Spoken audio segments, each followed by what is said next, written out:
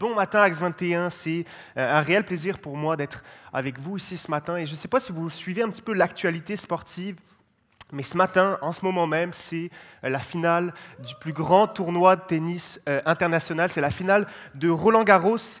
Et en m'en venant ici ce matin dans la voiture, alors que je suivais le score, je me suis rappelé un épisode de ma vie un petit peu plus jeune, ma vie au début de l'adolescence, où est-ce que je jouais beaucoup au tennis et je me souviens d'un dimanche matin où est-ce que tous mes copains du club se réunissaient sur le terrain de tennis pour regarder ensemble la finale et moi, mes parents m'ont obligé à venir à l'église et je me suis fait la promesse dans ce trajet en voiture il y a quelques années de ne plus jamais manquer une finale pour me retrouver à l'église. Et pourtant, me voici devant vous et je manque cette finale et je vous le dis, je suis bien plus heureux d'être avec vous ce matin que devant cette finale sur mon canapé et je vous le partage pour vous prouver à quel point je vous aime, à quel point j'aime mon Église et ceux qui aiment cette Église. Est-ce qu'on peut remercier Dieu pour Axe 21 ce matin? Yes!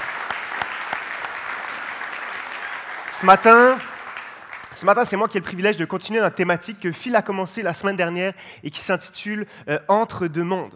Et c'est une série dans laquelle on va explorer ensemble une petite partie du livre de l'Apocalypse, pas juste comme un simple récit de fin du monde, mais plutôt comme une révélation profonde, une révélation pleine d'espoir qui nous aide à voir au-delà des apparences actuelles de ce monde dans lequel on vit. Peut-être que certains d'entre vous, vous connaissez cet acteur Jim Carrey et toute sa filmographie. Il a fait un film qui s'appelle « The Truman Show ». Et ce film-là, je t'encourage à le regarder cette semaine si tu as le temps. C'est l'histoire d'un homme qui vit dans une ville parfaite, qui vit dans un quotidien sans surprise, qui vit entouré de plein de gens qu'il pense être ses amis. Mais ce qu'il ne sait pas, c'est que tout est faux. C'est le personnage central d'une grande télé-réalité. Sa ville est un immense plateau télé et tout le monde autour de lui sont des acteurs. Et puis un jour, il va voir un projecteur tomber du ciel. Et ce détail anormal va venir fissurer son illusion de réalité. Et petit à petit, il va commencer à se poser des questions. Il va douter de ce qu'il voit. Et à la fin, il va découvrir la vérité. Le monde dans lequel il vivait n'était pas tout à fait vrai. Et ce moment-là, cette prise de conscience, c'est une révélation brutale mais libératrice. Il voit enfin ce qu'il y a derrière le décor de sa vie apparente. Et ça change sa vie, ça change sa manière de vivre. Et ce que Jim Carrey vit à ce moment-là, c'est littéralement ce qu'on appelle une apocalypse. Parce qu'apocalypse, contrairement à ce qu'on a l'habitude de penser, ça ne signifie pas la fin du monde, mais en grec, ça veut simplement dire une découverte, une réalisation, une révélation profonde. Une apocalypse, c'est le moment où le voile de nos yeux se lève, où Dieu révèle à quelqu'un la vraie nature d'une situation. Et ça, c'est tout le but de ce dernier livre de la Bible. Très mystérieux, très difficile à comprendre, interprété de toutes sortes de manières dans l'histoire de l'Église, mais c'est avant tout un rappel qu'un jour, Jésus va se révéler à nouveau à notre monde. L'Apocalypse, c'est une invitation à lever nos regards vers ce Jésus-là qui revient, mais à ne surtout pas oublier que nos deux pieds sont encore bien sur terre et que Jésus veut nous dire « Je m'en viens, mais en attendant, sois fidèle, aime, résiste, reste éveillé. » L'Apocalypse, ce n'est pas simplement un manuel de survie pour fuir le monde. C'est une lettre d'amour envoyée à des croyants pour les appeler à vivre comme des citoyens du ciel, tout en étant présents, engagés, courageux, ici-bas sur terre. Et trop de gens utilisent ce livre pour s'échapper de la réalité présente à travers des théories farfelues futures, alors qu'il existe simplement pour nous encourager aujourd'hui à vivre une vie qui honore Dieu à la lumière de son retour futur. Et ça, c'est l'intention de Jean lorsqu'il écrit ce livre, ou plutôt l'intention de Jésus à travers Jean.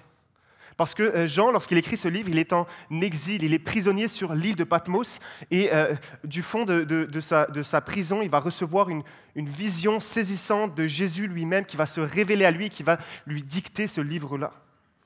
Et Jésus va lui demander d'écrire à 7 églises, à 7 communautés bien réelles dans des villes qui ont existé, qui étaient au cœur de l'Empire romain. Et ces lettres ne sont pas juste des simples salutations, mais plutôt des diagnostics qui concernent chacune de ces églises spécifiquement. Et même si ces lettres ont été écrites à des églises bien précises du 1er siècle, il y a bien des années, on croit qu'elles sont encore dans la Bible pour nous aujourd'hui. Parce que ce même Jésus qui parlait à ces églises primitives parle encore à notre Église. Et ce matin, on va s'intéresser à la dernière lettre, celle qui est adressée à l'église de Laodicée et qui est sûrement la plus dure à lire. Parce que dans les autres lettres, Jésus commence souvent par un encouragement. Il va révéler ce qu'il y a de bon, ce qui tient, ce qui résiste dans les églises, puis il va pointer ce qui ne va pas, ce qui a amélioré. Mais à Laodicée, rien de positif. Pas de félicitations, pas d'encouragement, juste un constat très brutal. Tu es tiède et je vais te vomir de ma bouche. Ça, c'est la lettre la plus tranchante, la plus inconfortable. Et justement, je crois que c'est pour ça qu'on doit s'y arrêter ce matin. Parce que parfois, des paroles qui nous semblent dures le sont parce qu'au fond, elles sont en partie vraies. Parfois, ce qui est choquant l'est pour nous parce que ça résonne un peu trop. Parce que ça vient toucher une corde sensible, parce que ça vient mettre le doigt sur une réalité qu'on n'ose peut-être pas trop regarder en face. Et je crois que c'est ça le pouvoir, la puissance de cette lettre. Elle ne flatte pas dans le sens du poil, elle ne maquille pas, elle diagnostique simplement. Et comme tout bon diagnostic médical, il ne sert à rien si tu le mets de côté, si tu le caches dans un tiroir. Mais si tu l'écoutes, si tu le prends en compte, si tu l'acceptes pour toi, ça peut devenir le point de départ d'une vraie transformation. Et c'est pour ça que cette lettre difficile est dans la Bible. Pas pour accabler, mais plutôt pour réveiller. Pas pour condamner, mais pour ramener à la vie. Cette lettre va agir comme un miroir, parfois inconfortable, mais un miroir fidèle. Parce qu'on a tous, à un moment ou à un autre, un peu de Laodicée en nous. Et je vais être honnête avec vous ce matin, je ne veux pas simplement prêcher ce message comme un devoir pastoral pour mon Église, je veux le faire aussi de manière plus personnelle pour mon besoin dans ma vie spirituelle à moi. Parce que moi aussi, j'ai besoin de cette lettre, comme un avertissement ou comme une prévention pour ma foi, comme une secousse pour ne pas m'endormir dans ma marche entre ces deux mondes. Alors je t'invite à entrer avec moi dans ce texte, et pas juste comme un spectateur ou un analyste, mais simplement pour entendre ce que Jésus veut dire à son Église. Et on va la décomposer ensemble en trois parties, en trois couches, qui sont les suivantes. Premièrement, le symptôme, ce que Jésus dénonce. Deuxièmement, la maladie qui se cache derrière ces symptômes-là que Jésus dénonce. Et finalement, le traitement. Comment est-ce que Jésus propose de venir nous guérir? Et à chaque étape, je vais nous inviter à nous laisser interpeller sans détour et à venir examiner son propre cœur, premièrement, avec honnêteté. Alors, on lit ensemble Apocalypse 3, versets 14 à 16. Écrit à l'ange de l'église de Laodicée, voici ce que dit l'Amen, le témoin fidèle et véritable, l'auteur de la création de Dieu, Jésus lui-même. Je connais tes œuvres, je sais que tu n'es ni froid ni bouillant. Si seulement tu étais froid ou bouillant ainsi parce que tu es tiède et que tu n'es ni froid ni bouillant, je vais te vomir de ma bouche. Le premier diagnostic que Jésus pose sur cette église, c'est un état spirituel très inquiétant. Un mal qui ne fait pas de bruit, mais qui ronge ses croyants de l'intérieur. Jésus parle ici d'une condition spirituelle très précise, il parle de la tiédeur. C'est un mal silencieux, mais redoutable. Ce n'est pas une chute spectaculaire, ce n'est pas un reniement explicite, c'est l'érosion lente de notre ferveur pour Dieu. Et pour Jésus, cet état est si grave qu'il dit littéralement que ça lui cause des vomissements. Et à première vue, quand on lit ça, c'est plutôt très choquant de savoir que c'est Jésus qui parle de ça, de sa propre bouche. Mais lorsque les chrétiens de Laodicée lisent cette lettre, ils comprennent exactement ce que ça veut dire. Et pour comprendre, il faut qu'on plonge dans le contexte géographique de cette ville de Laodicée. Laodicée n'avait pas de source d'eau propre à elle. Donc, elle devait acheminer l'eau de deux villes différentes par des aqueducs. La première, c'était Hiérapolis, à 10 km, qui envoyait de l'eau chaude venant des sources thermales. Et de l'autre ville, c'était Colosse, à 15 km, qui envoyait de l'eau froide, fraîche et pure. Et ces deux eaux-là qui arrivaient par aqueduc se retrouvaient dans la même bassine, dans les mêmes bassins. Et lorsqu'elles se mélangeaient, elle arrivait à Laodicée tiède. Et lorsque de l'eau est tiède, elle devient stagnante, puis contaminée. Et ce n'était pas rare que les gens qui venaient puiser à ce bassin-là pour boire et pour faire toutes sortes de choses, ce n'était pas rare que ces gens finissaient par tomber malades et vomissaient en buvant cette eau tiède. Alors quand Jésus dit à cette église « Vous êtes tiède et vous me donnez envie de vomir », il utilise une réalité physique que les habitants de Laodicée connaissaient très bien pour venir révéler une vérité spirituelle bien plus grave. Leur foi est devenue tiède, comme cette eau qui leur donne la nausée. Et Jésus va parler un petit peu plus loin dans notre texte du contraire de ce symptôme-là. Un peu plus loin dans le texte, il va dire « Aie donc du zèle et repens-toi », qu'on pourrait traduire aussi littéralement par « Aie de la jalousie en toi ». Et la jalousie, dans notre état d'esprit, c'est souvent associé à quelque chose de négatif. L'envie, la possessivité, la peur de perdre quelqu'un. Mais la réalité, c'est qu'il existe aussi une forme de jalousie qui est très saine, qui naît d'un amour véritable. Moi, par exemple, je suis jaloux pour Sarah, ma femme. Pas dans le sens où je cherche à la contrôler, ni par insécurité, mais dans le sens où je tiens tellement à elle que je ne peux pas être neutre face à ce qui pourrait nuire à notre relation. Ma jalousie pour Sarah s'exprime par le fait que je ne voudrais pas que rien ni personne se trouve entre elle et moi. Et le jour où ça ne sera plus le cas, le jour où je vais devenir indifférent à ça, plus jaloux pour son cœur, alors notre mariage aura vraiment besoin d'aide. Et de la même manière, c'est ce que Jésus dit à cette Église. Aie donc du zèle, aie donc de la jalousie plutôt que de la tiédeur. Ce que veut Jésus pour son Église, c'est une foi jalouse, une foi qui ne veut pas partager Jésus avec d'autres amours, avec d'autres idoles, avec d'autres dieux. De la même manière que je ne serais pas à l'aise si Sarah se rapprochait émotionnellement de quelqu'un d'autre, Jésus, lui, est jaloux pour notre propre cœur. Pas parce qu'il est possessif, pas parce qu'il est tyrannique, mais parce qu'il nous aime passionnément. Et c'est ce qu'il reproche à Laodicée. C'est l'inverse. C'est qu'il y a une tiédeur qui s'est installée, une forme d'indifférence. Jésus dit même qu'il préfère savoir que tu es froid plutôt que tu es tiède. Pourquoi est-ce que Jésus dit ça? Parce que les cœurs tièdes sont aveuglés par leur propre état intérieur. Ils pensent aller bien. Ils sont satisfaits de leur petite foi tranquille et ils ne voient pas qu'ils sont en train de s'éloigner tranquillement. Jésus ne parle pas ici de ceux qui sont loin de lui, de ceux qui doutent, de ceux qui cherchent encore. Non, il parle à des croyants, à ceux qui ont déjà entendu, à ceux qui le connaissent, à ceux qui se sont engagés avec lui, mais qui ont perdu la flamme intérieure, qui sont devenus imperméables, qui sont devenus imperméables à la puissance, à la beauté et à la profondeur de l'Évangile, qu'ils l'ont tellement entendu qu'ils ne sont plus émus par l'Évangile. Et ça, c'est le problème de la tiédeur. Ce n'est pas un rejet direct de Jésus, c'est une perte progressive d'intérêt pour lui. La tiédeur, c'est quand tu continues à venir à l'église, mais que ton cœur n'y est plus. C'est quand tu chantes des paroles, mais qu'elles ne te touchent plus et qu'elles sont vides de sens pour toi. C'est quand tu dis « je crois », mais que ta foi ne te transforme plus. C'est quand tu sers peut-être encore à l'église, mais que tu le fais sans zèle, sans joie et sans croire que ça change réellement quelque chose pour ton église. La tiédeur, c'est quand Jésus devient un accessoire de ta vie au lieu d'en être le centre. C'est quand tu t'éloignes, pas franchement, mais que tu le remplaces subtilement. Par les distractions, par le confort, par la réussite, par une foi bien encadrée, mais sans feu. Le problème du tiède, c'est qu'il ne se voit pas comme un malade, parce qu'il a encore quelques signes vitaux, il est encore présent à l'église, il connaît encore les bons mots, il a encore une bonne morale, il a même des pratiques spirituelles visibles par les autres autour de lui.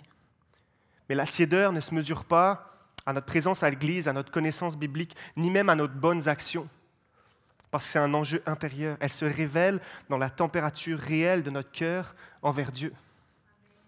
Et moi, en lisant ce texte, je n'ai pas eu le choix que de me poser cette question, et je veux nous la poser. Quelle est la température de mon cœur?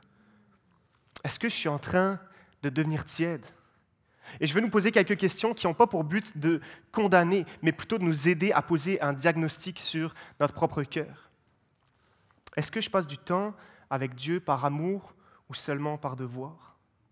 Est-ce que la croix me bouleverse encore? Est-ce que je suis transformé par la lecture de ma Bible ou plutôt informé?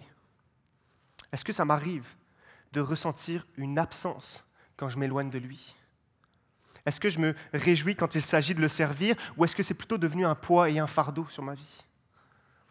Est-ce que j'attends avec impatience les demandes de Dieu pour moi ou moins il me parle, mieux je me porte parce que je n'ai pas envie, je n'ai pas besoin de sortir de ma zone de confort? Est-ce que j'ai plus soif d'acceptation de la part des gens autour de moi plutôt que l'approbation de Dieu lui-même? Est-ce que je justifie certaines attitudes, certains comportements ou certaines pensées en me disant « c'est pas si grave » ? Est-ce que je minimise le péché dans ma vie parce que je me compare à ceux qui font pire? Est-ce que je vis avec des compromis, sans inconfort, sans tristesse? Est-ce que je me tourne vers Dieu seulement quand j'ai besoin de lui? Et lorsque moi je sonde mon cœur, propos de ces questions, j'ai des pistes de réflexion pour la température de ma foi. Et si c'est aussi ton cas, sache que c'est une bonne nouvelle. Si tu te reconnais dans certaines de ces questions-là, c'est que ton cœur n'est pas encore anesthésié au point de ne plus rien ressentir. En fait, c'est un signe de vie. Et c'est là que Jésus peut et veut rallumer un feu. Mais la tiédeur, c'est seulement le symptôme d'une maladie qui est bien plus profonde. Et c'est mon deuxième point ce matin, la maladie de Laodicée. Et puis pour y voir un petit peu plus clair à propos de cette maladie spirituelle que Jésus veut nous adresser, il faut qu'on continue à lire les versets 17 et 18. En effet, tu dis, je suis riche, je me suis enrichi et je n'ai besoin de rien, et tu ne sais pas que tu es malheureux, misérable, pauvre, aveugle et nu.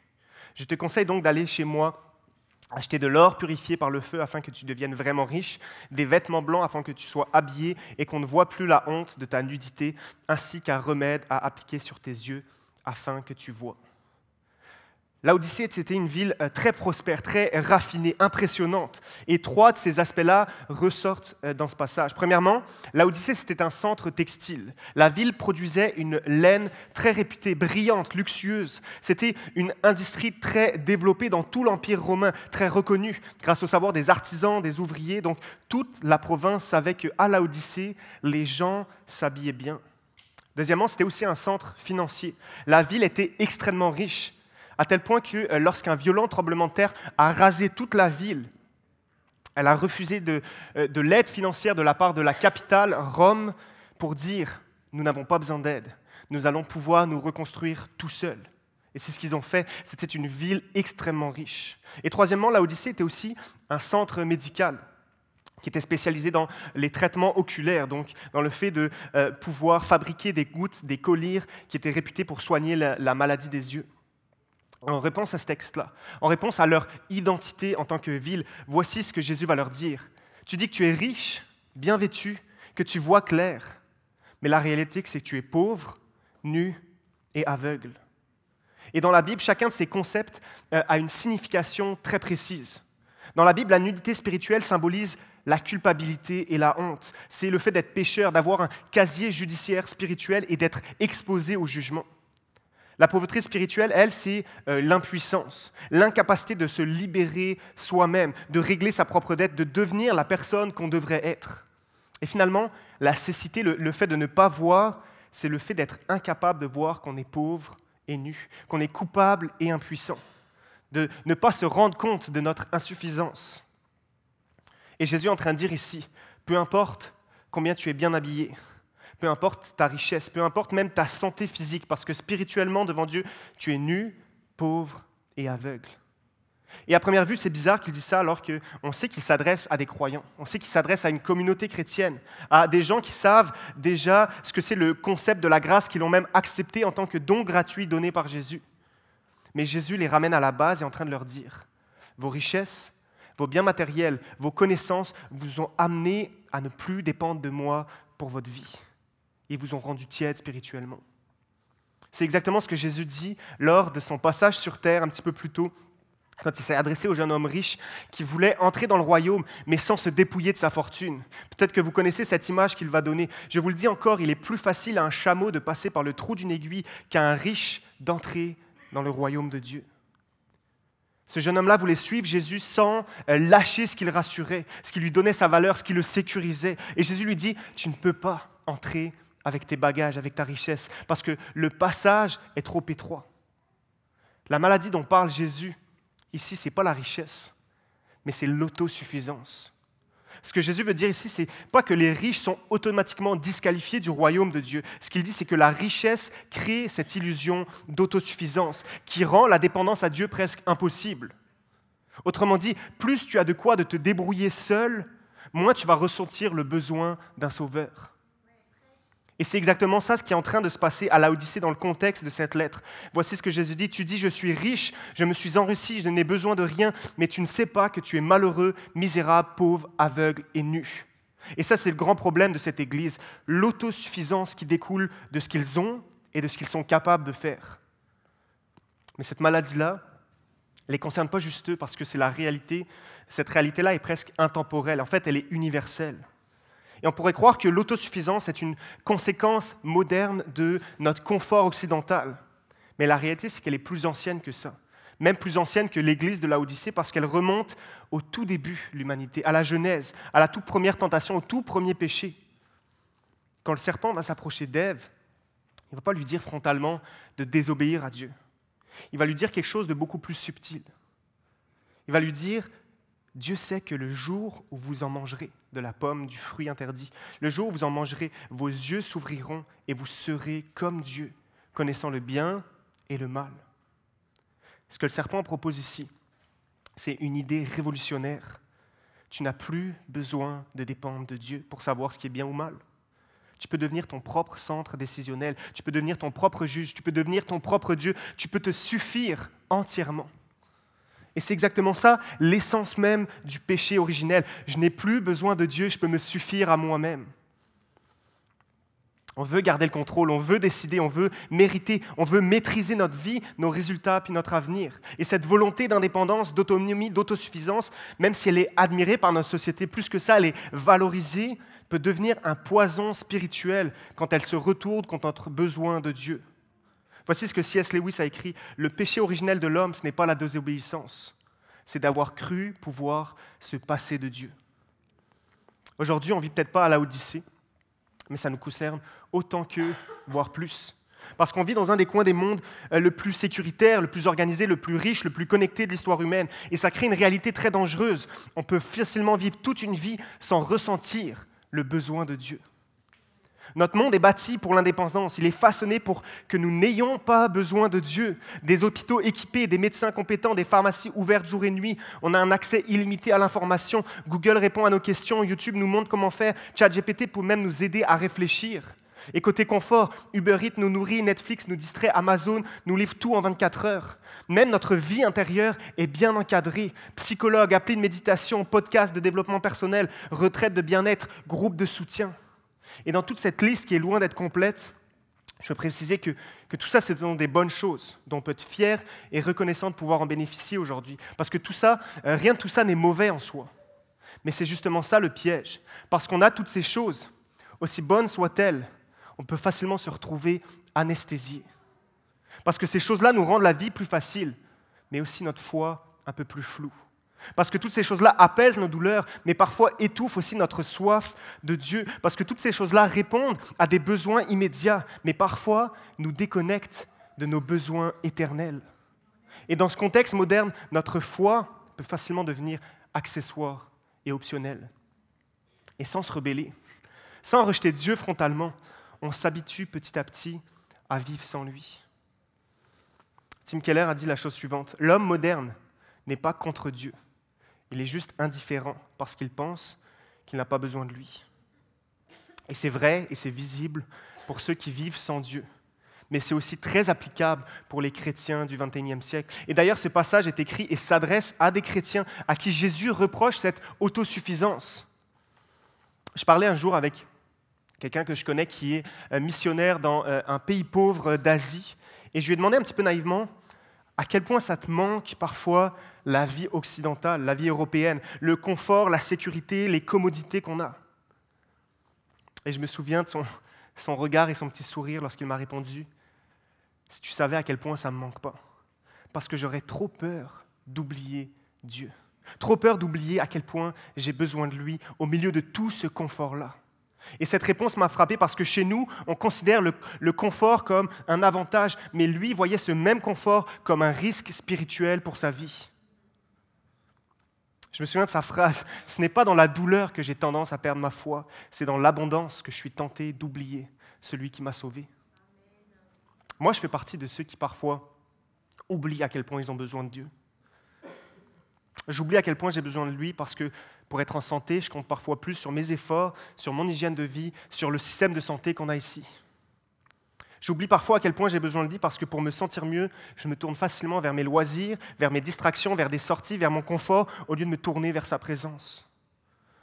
J'oublie à quel point j'ai besoin de lui parce que pour apaiser mes craintes, je me réfugie dans l'action, l'organisation ou la distraction plutôt que de m'abandonner à lui. J'oublie à quel point j'ai besoin de lui parce que pour donner un sens à ma vie, j'ai tendance simplement à cocher mes objectifs plutôt que de répondre à son appel.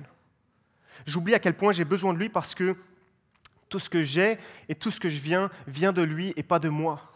Parce que c'est lui qui m'a donné un cœur qui bat, des poumons qui fonctionnent, un cerveau qui marche, la plupart du temps en tout cas, et il n'y a rien de ce que j'ai qu'il ne m'a pas donné premièrement.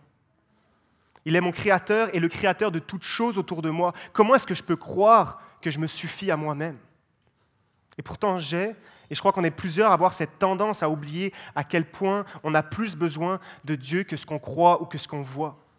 Et c'est ce qui rend notre autosuffisance si dangereuse, c'est qu'elle ne se manifeste pas juste dans notre manière de consommer, de gérer nos finances ou notre agenda. C'est qu'elle vient s'infiltrer même au cœur de notre foi. Dans notre relation avec Dieu, elle peut transformer subtilement notre relation en un système de mérite, de performance et de contrôle. En fait, parfois, l'autosuffisance peut se déguiser en maturité spirituelle, en piété, en engagement, en religion. L'autosuffisance prend place lorsque je m'approche de Dieu avec mes performances, au lieu de venir avec ma pauvreté. Je suis spirituellement autosuffisant quand je prie plus par habitude que par besoin, que je ne me rends plus vraiment compte et dépendant à sa voix, à sa présence et à son secours. Je suis spirituellement autosuffisant lorsque je lis ma Bible pour cocher une case, mais pas pour rencontrer une personne, que j'oublie que ce n'est pas juste une discipline ou un exercice, mais que c'est une nourriture vivante pour mon âme. Je suis spirituellement autosuffisant lorsque je sers mon Église pour me sentir utile ou valorisé, plutôt que d'être émerveillé d'avoir le privilège de le servir et de le voir agir. Je suis spirituellement autosuffisant quand je lutte contre le péché pour préserver mon image, pour être à la hauteur, et que ma motivation profonde n'est plus simplement l'amour de Dieu, mais c'est la peur de l'échec ou du regard des autres. Je suis spirituellement autosuffisant lorsque je mesure ma santé spirituelle à mes efforts plutôt qu'avec ma proximité avec Dieu. Je suis spirituellement autosuffisant lorsque je valorise la maîtrise plutôt que la dépendance, lorsque je préfère tenir ma vie chrétienne entre mes mains que de m'abandonner à la direction de son esprit. Et petit à petit, le risque, c'est que je glisse dans une foi autonome, que je passe d'une relation à une religion, que je fais les bons gestes, je dis les bons mots, mais je ne vis plus à l'intérieur une vraie dépendance, que je cherche à mériter ce que Dieu veut déjà me donner gratuitement. Et ce piège, Jésus l'a dénoncé frontalement dans Luc 18. Il va raconter une parabole, une histoire très simple, mais très déstabilisante. 2 hommes montent ensemble au temple pour prier. L'un est pharisien, l'élite religieuse et spirituelle de son temps. Et l'autre est un collecteur d'impôts, considéré comme un traître, un voleur et rejeté par la société. Et le pharisien va prier avec assurance. Il va dire « Merci Seigneur parce que je jeûne, je donne et je ne suis pas comme les autres. » Le collecteur d'impôts, lui, va même pas oser lever les yeux.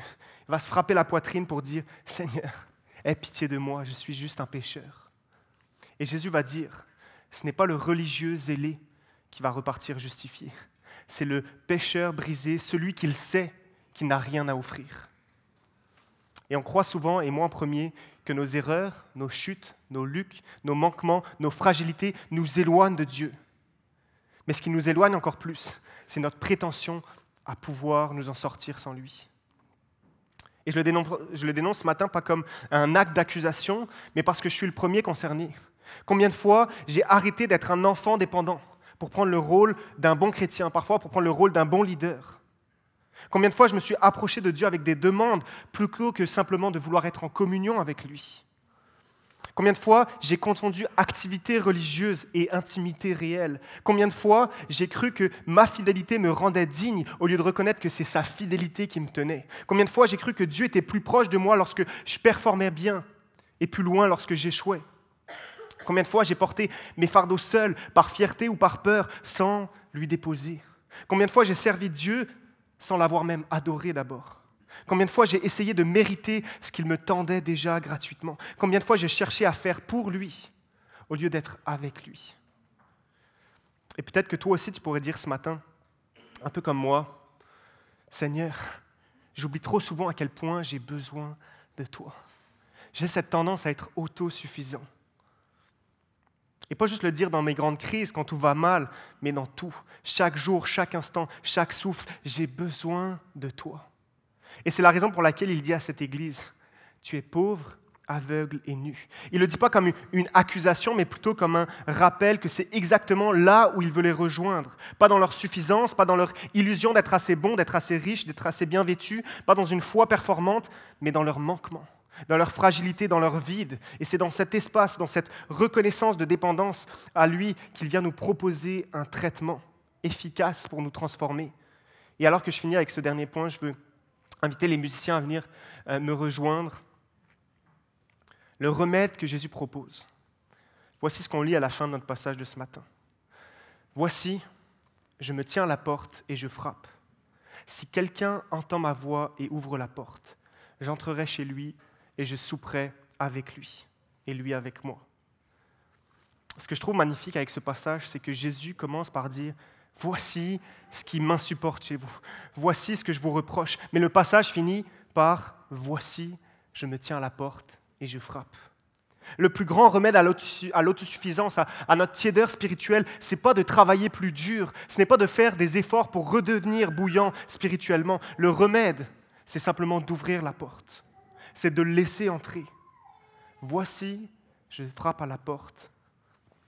Et ça, c'est l'amour de Jésus. Ça, c'est la grâce, un amour qui ne nie pas la vérité, mais qui ne recule jamais devant elle. Un amour qui voit tout, qui sait tout, mais qui ne recule pas. Un amour qui ose dire les vraies choses, qui pointe du doigt ce qui ne va pas, mais qui reste avec toi et ne t'abandonne pas. Et ce verset, on l'utilise souvent dans un contexte de conversion. Si tu crois pas encore, sache que Jésus se tient à la porte de ton cœur et frappe. Et je crois que c'est vrai. Mais ce n'est pas le sens premier du passage parce que c'est adressé premièrement à des croyants. Et ce qu'il dit à Laodicée, il le dit encore à nous ce matin, à son Église, à des croyants comme toi et moi. Jésus nous invite à une communion avec lui. Ce verset, parce qu'il s'adresse à des croyants, implique que tu peux croire tout en laissant Jésus à la porte. Tu peux prier à genoux, mais vouloir tout contrôler dans ta vie. Tu peux servir Dieu, mais être loin de lui. Tu peux ouvrir ta Bible, mais garder la porte de ton cœur fermée. Mais Jésus ne s'en satisfait pas. Alors il frappe pour qu'on vienne lui ouvrir. Laisse entrer Jésus. Laisser entrer Jésus, c'est faire tomber les murs de notre indépendance, de notre autosuffisance. Et ce n'est pas facile d'ouvrir parce que ça veut dire de le laisser entrer dans notre cœur, qui n'est pas toujours en ordre, qui n'est pas toujours très propre. Moi, je me souviens quand ma mère me demandait de faire du ménage et de ranger ma chambre, je savais que c'était parce qu'on était sur le point de recevoir des invités, donc il fallait que ça soit beau, il fallait que ça soit propre et bien rangé, parce qu'on veut faire bonne impression. Le problème, c'est que parfois, on agit aussi comme ça avec Jésus. On se dit, je ne peux pas le laisser rentrer en ce moment dans ma vie, dans mon cœur. Il faut d'abord que je fasse du ménage. Il faut d'abord que je règle 2-3 affaires avant qu'il rentre, avant qu'il soit proche de moi. Mais dans ce passage, on voit que, alors que Jésus vient d'adresser la tiédeur du cœur des croyants de Laodicée, alors qu'il vient d'adresser leur autosuffisance, il ne finit pas en disant « Réglez-moi toutes ces choses, changez tout ça, faites du ménage avant que je revienne, et ensuite je vais pouvoir considérer arriver chez vous. » Non, il dit « Dans toute votre tiédeur, dans toute votre insuffisance, dans tout ce que je vous reproche, je me tiens à la porte et je frappe. Laisse-moi entrer, je veux manger avec toi. Je vais être en communion, quel que soit l'état de votre cœur. » Jésus n'est pas répugné à l'idée d'entrer dans ton cœur, même s'il est tiède en ce moment. En fait, ouvrir à Jésus, c'est l'autoriser pas juste à entrer dans les pièces propres de ma vie, mais aussi dans les pièces en désordre. C'est lui ouvrir absolument toutes les pièces de notre cœur. Celle de la fatigue, celle de la colère enfuie, celle des blessures non réglées, celle où tu fais semblant que tout va bien, celle où tu tiens encore le volant de ta vie. On a tous des pièces dans nos vies qu'on préfère garder fermées. La pièce du doute, celle dans laquelle tu vas entasser toutes tes questions qui n'ont pas de réponse et que tu n'oses même plus formuler. Jésus dit, laisse-moi entrer là aussi. Je suis la vérité et je ne crains aucune de tes questions. La pièce du non-pardon, celle dans laquelle tu vas enterrer toutes tes blessures en disant que c'est réglé alors que c'est encore lourd. Et Jésus dit, je peux t'aider à lâcher prise, je peux t'aider à guérir, alors ne verrouille pas la porte de cette pièce de l'intérieur. La pièce de la honte, celle dans laquelle tu caches tout ce que tu regrettes et à laquelle personne autour de toi n'a accès. Jésus dit, je sais exactement ce qu'il y a dedans et je suis mort pour ces choses-là. Ouvre, laisse-moi couvrir ta honte avec ma grâce. La pièce du contrôle, là où tu t'assois et tu gères ta vie sans lui, là où tu planifies tout, tu veux tout maîtriser, et Jésus dit, tu n'as pas besoin de tout porter. Laisse-moi être ton berger ici aussi. La pièce de l'habitude religieuse, là où tu fais les bons gestes, mais sans passion, sans attente. Et Jésus te dit, je préfère rentrer dans un cœur honnête que dans une belle routine. Alors laisse-moi entrer, je veux venir dépoussiérer ta religion. Jésus frappe et vient entrer dans chacune des pièces de notre cœur. Je ne sais pas si tu remarques, mais dans ce passage qu'on lit ensemble, voici ce qui est dit. Je me tiens à la porte et je frappe. Si quelqu'un entend ma voix et ouvre la porte, j'entrerai chez lui et je souperai avec lui. Jésus, lorsqu'il frappe à la porte de notre cœur, ce n'est pas pour venir voir si tout est bien rangé, bien ordonné, bien nettoyé. Jésus vient pas pour une visite surprise, pas pour voir si ta vie spirituelle est bien rangée, si tout est à sa place. Jésus frappe pas pour venir faire une inspection, il veut venir pour un repas, une communion, une présence partagée. Il ne cherche pas une performance, il cherche une table à laquelle il peut s'asseoir pour passer du temps avec toi. Charles Spurgeon l'a dit comme ça, Jésus se tient à la porte, pas avec une épée à la main, mais avec du pain et du vin. Il frappe non pour réclamer, mais pour te donner. Ce que Jésus veut, ce n'est pas un moment religieux bien organisé, c'est une vie partagée avec toi. C'est de pouvoir t'écouter, c'est de pouvoir te parler, de rire avec toi, te relever, te consoler, te challenger, te questionner, te réchauffer, te transformer de l'intérieur, en étant assis à la table de ton cœur. Et c'est exactement ce qui s'est passé dans la vie de cet homme que vous connaissez peut-être, qui s'appelle Zachée. Je ne sais pas si tu connais cette histoire qui est racontée dans l'évangile de Luc, celle d'un collecteur d'impôts, méprisé, un voleur assumé dont le cœur était puissamment avare. Et Jésus va passer, va le voir au loin, va l'appeler par son prénom, va lui dire « Zachée, descends vite de ton arbre parce qu'il faut aujourd'hui que j'entre dans ta maison. » Autrement dit, je veux venir manger avec toi. Et Zachée, c'est écrit, l'accueillit avec joie. Il lui ouvrit la porte. Et le simple fait de laisser Jésus entrer chez lui a transformé son être intérieur, si bien qu'il va déclarer de lui-même « Je vais donner la moitié de tout ce que j'ai aux pauvres, et si j'ai fait du tort à quelqu'un, je lui rendrai au quadruple. » Jésus n'a aucun moment dit « Si tu fais preuve de générosité, alors je viendrai te visiter, alors j'entrerai chez toi. » Il a dit « Je veux entrer chez toi. » Et Zachée n'a pas changé pour que Jésus vienne. Jésus est venu, alors il a changé.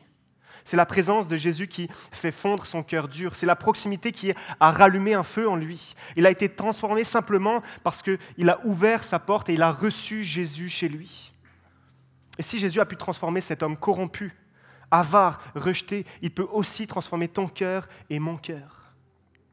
Il existe toutes sortes de théories de développement personnel aujourd'hui pour devenir la meilleure version de soi-même. Mais ce matin, je veux nous dire à quel point la transformation que tu cherches n'est pas un résultat de ta volonté. C'est une réponse à la présence de Jésus à la table de ton cœur. C'est ça qui transforme durablement et profondément un cœur.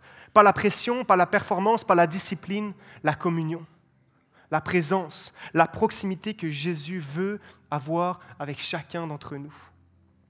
Et ces paroles que Jésus adresse à Laodicée, ces paroles qu'il a adressées à Zachée, qui veut nous adresser encore aujourd'hui à chacun d'entre nous ce matin. Voici, je me tiens à la porte et je frappe. Si tu veux sortir de l'autosuffisance, ouvre. Si tu veux redevenir bouillant, ouvre. Tu veux retrouver l'intimité perdue, ouvre. Tu veux retrouver la joie de ta foi, ouvre. Tu veux goûter à une paix que rien ne peut venir te voler, ouvre la porte de ton cœur. Tu veux entendre à nouveau sa voix, ouvre. Parce qu'il est là et il frappe. Il n'attend qu'une chose, c'est que tu lui ouvres encore une fois. Et peut-être que tu es là aujourd'hui et que tu fais partie de ceux qui n'ont jamais vraiment ouvert la porte. Que tu as peut-être déjà entendu parler de Jésus à plusieurs reprises, que tu as peut-être même grandi dans une famille chrétienne, que tu connais toutes ces choses, tu les as compris intellectuellement, mais au fond, tu sais que tu ne lui as jamais dit oui. Tu n'as jamais vraiment ouvert la porte de ton cœur pour l'accueillir pour de vrai. Alors ce matin, je veux te dire à quel point il est là, il frappe à nouveau, pas pour forcer, pas pour punir, mais pour t'aimer, pour te sauver, pour commencer une vie nouvelle avec toi. Et aujourd'hui, tu peux répondre. Aujourd'hui, tu peux lui dire « Jésus, je t'ouvre la porte. Viens dans ma vie. » Pas besoin de tout comprendre, pas besoin d'être parfait, juste d'ouvrir et de laisser faire ce qu'il sait faire de mieux. Aimer, restaurer, transformer. Mais peut-être ce matin, tu fais partie de ceux qui ont déjà ouvert dans leur vie à Jésus. Que tu crois en lui, que tu marches avec lui depuis des années, mais que si tu es honnête, tu sais qu'il y a cette tiédeur qui règne en ce moment dans ton cœur. Si tu es honnête, tu sais qu'il y a encore une pièce dans ta vie dans laquelle tu lui refuses l'accès. Une blessure non guérie, une habitude que tu caches, une peur que tu refuses d'affronter, un domaine dans lequel tu veux garder le contrôle. Peut-être que tu vis dans une forme d'autosuffisance en ce moment et ça rend ton cœur un peu tiède. Jésus frappe à la porte de ton cœur à toi aussi. Il ne te condamne pas, mais il t'aime trop pour te laisser vivre seulement à moitié. Et aujourd'hui, il t'invite à ouvrir cette pièce que tu gardes fermée, à le laisser entrer même là, en fait, surtout là, pas pour te condamner, mais pour t'amener plus loin dans la liberté qu'il a pour toi. Et si c'est ton cas ce matin, je veux nous proposer un geste très tangible et physique pour venir matérialiser cette décision de lui ouvrir la porte de ton cœur encore une fois. Et c'est pour ça qu'on va prendre ce matin la communion ensemble. Et les éléments vont vous être distribués pendant le premier chant, et je vais simplement revenir après le premier chant pour qu'on puisse la prendre ensemble. Mais je veux nous rappeler à quel point Jésus nous dit ce matin, « Je me tiens à la porte et je frappe. Celui qui entend ma voix, je souperai avec lui. » Et pour ce souper-là, c'est lui qui pourvoit le pain et le vin, son corps brisé, son sang versé qui nous permettent de non seulement lui ouvrir, mais de vivre cette communion pour toujours. Alors on va chanter ensemble un premier chant et je vais revenir pour nous diriger dans la communion.